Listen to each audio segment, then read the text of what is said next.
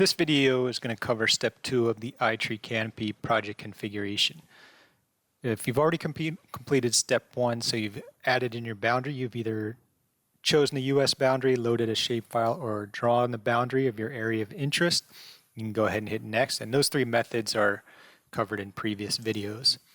So now we're on to configuration step 2, and this is where you're going to define the cover classes that you want to survey.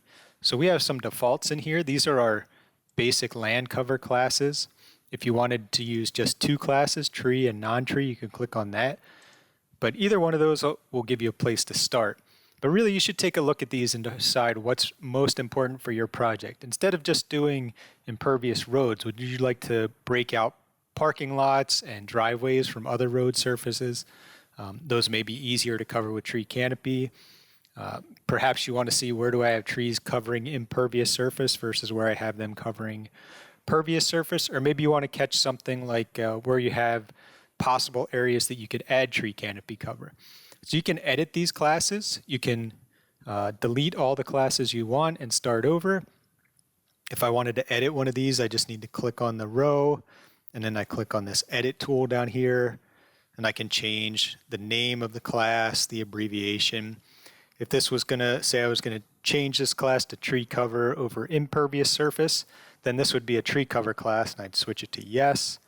And you can change the color. So in the end, you'll get a map of all your survey points, and they'll be colored based on the colors you select in this table.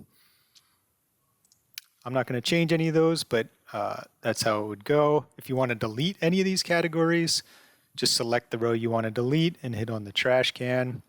And you can add new categories with the create button. You get the same window. It's just completely up to you to add in all the information. One really important point that I want to make on this cover classes is that once you complete configuration step 1, you set that boundary, and you do configuration 2 and define your classes, you're stuck using those classes for the whole project. So you want to make sure that you take your time with the boundary and those class definitions so that you have something that's going to work for your entire project. You don't want to go through and say, uh-oh, I wanted another cover type that I didn't capture in here, or I didn't put it in another category, and now I've got a survey point and I don't know what class to put it in. At that point, you're going to have to start your project over because you can't change those things once you've begun. One other thing I want to highlight here is that you can always save these classes too. So if you're going to do a bunch of iTree Canopy projects and you want to use the same classes, you can save those, and it'll just save it as a small file on your computer, and then you can load those back in. And we actually have some default cover classes, some of those saved files if you want to use them. If you go to the itreetools.org website, under support and resources, down to methods documentation, and we can scroll down to iTree Canopy. Down here we have predefined iTree cover classes. So you can click on those, and there's 3 choices in here. There's an iTree Hydro one.